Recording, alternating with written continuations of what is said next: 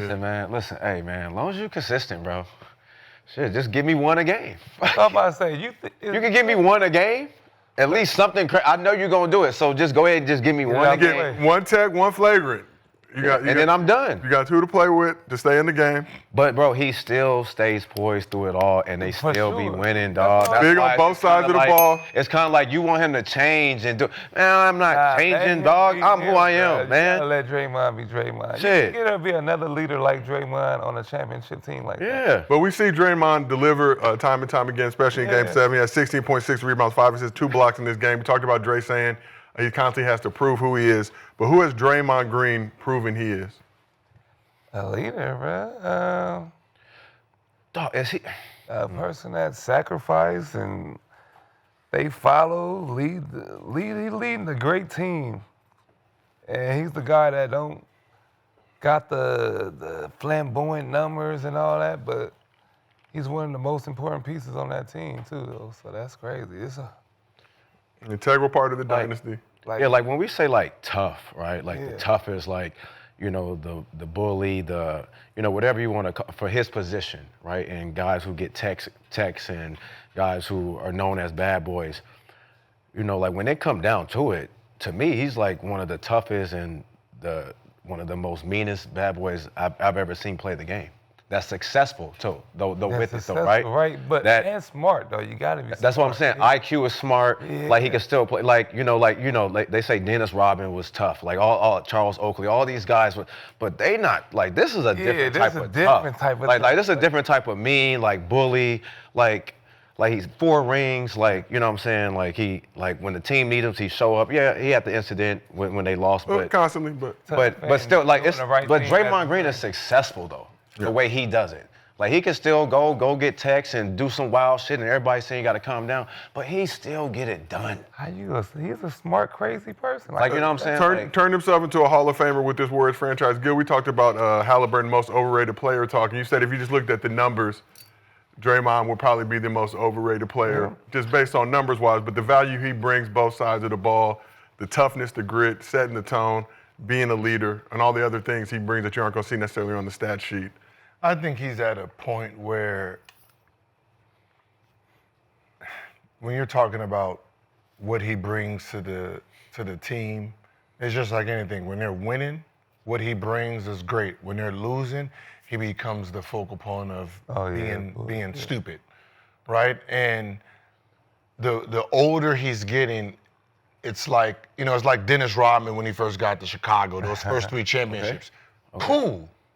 Well, when Dennis Rodman went to Dallas and the Lakers, what is this? Right? And I think Draymond needs to really understand where he's at right now, because as long as you're winning, you're a leader.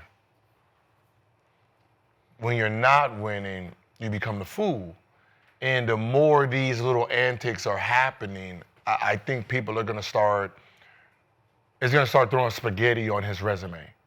And I don't want what he did in the last 10 years, 10, 12, to get erased by the end of his career.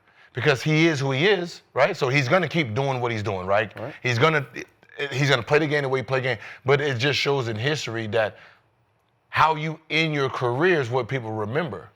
And I'd rather him get rid of the antics as next year and the following year when he's about to retire, so the media don't use this against your Hall of Fame resume. You're a 4-time champ. It moves like you do, right? When you're out of the game, it shows. When you're frustrated, it shows for the rest of the team. When you're energized, when you're in the game, when you're defending, when you're doing what you do best, it shows. Your team is unstoppable.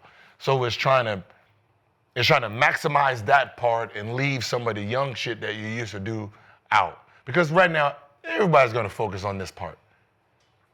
They're not going to talk about the defensive shit you do, closing out on this guy, dropping this guy, stopping this guye. They're not focusing on that anymore. Right? You're about to play Rudy Gilbert, right? And the only thing they're going to be showing is motherfucking headlocks, WWE. No.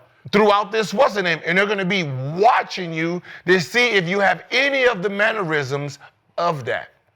And then as soon as you do show any signs, they're going to penalize you for it. And that's what I don't want from his legacy. There's, like, you know what I mean? You've done built a resume that's been amazing. First ballot Hall of Famer, one of the great defenders out there, one of the smartest defenders, glue guys that the league will ever see. Yeah. And you don't want it to all fall apart because of a series or a few plays that ends your career. Oh, I think it's just. I know he knows it's coming to an end, so I think he's like Can't finish it. Like, I personally, as a Laker fan, I want you to choke the fuck out of Rudy a couple times. Wouldn't mind it. I wouldn't mind, But- put the nigga in a DDT a couple times, drop him on his head a few times. I wouldn't mind that. But I'm saying, as a fan of just basketball and your legacy, don't. I wouldn't think even you try need to attempt to do anything dirty Fuck. towards Rudy because it's gonna be pushed out there in the most. listen, you gotta set the tone, something's too. gonna happen. Like You gotta set the tone too. Yeah. When he set the tone, Because Ant-Man gonna do it. But it's not setting the tone like. Whenever he sets the tone like that, it don't work. No. When he just sets the tone, but I'm defending just saying, shit. it could be setting the tone by just getting the stop. It could be setting the tone by, just coming out early. Like, I'm not saying he got to do all that, but the way he come out, setting the tone, defensive, getting rebounds and making plays, like that's. The tone was set when he got kicked out of the game, the regular season against Houston. Remember they played and they kicked him out for doing that dumb shit? They got their ass whooped. I know, so Yeah. I said the tone was set then. Because he was talking trash. I mean, when you're getting your ass beat, it's kind of like you but gotta, they wasn't losing then, but once he got kicked out, I feel like Speaking that about- was in the back of people's heads. Speaking about setting the tone, so Draymond may have lost his poise in Game 6, but the Warriors never lost their pettiness.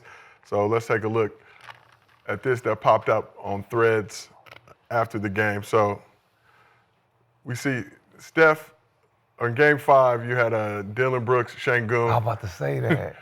rocking the glasses after a Game 5 win. All light skin. So Steph rocked this look after the Warriors' Game 7 win. Draymond quoted this thread, laughing emojis. So you think Steph was trolling the Rockets by rocking the shades after the Warriors' Game 7 win? hell yeah.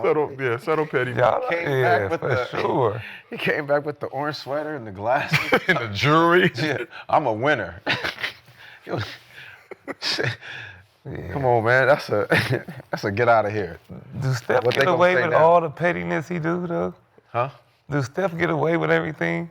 Most likable asshole in the league. Man, Told him for that to real, his bro. face. Like, even if you're not a Warriors fan, not a Steph fan, you gotta You appreciate gotta it. appreciate Because it. he always delivered. Man.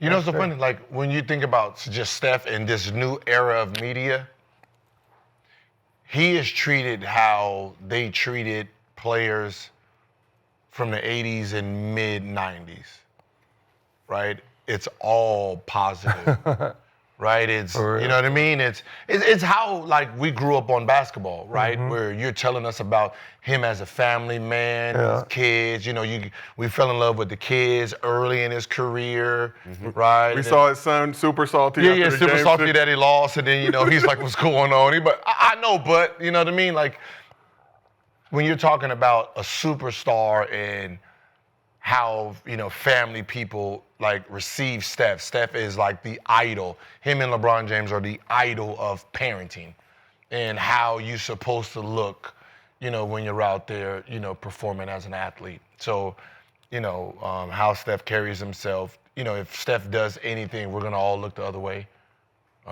because he deserves it, For sure. right? His greatness, what he pours into into the game, what he's done for the game, off the court. You know what I mean? What we know about Steph, great golfer.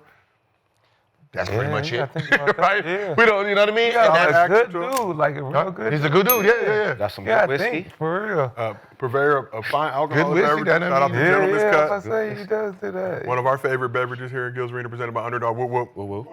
But let's keep this thing moving. We like to get a shout out to Me Undies.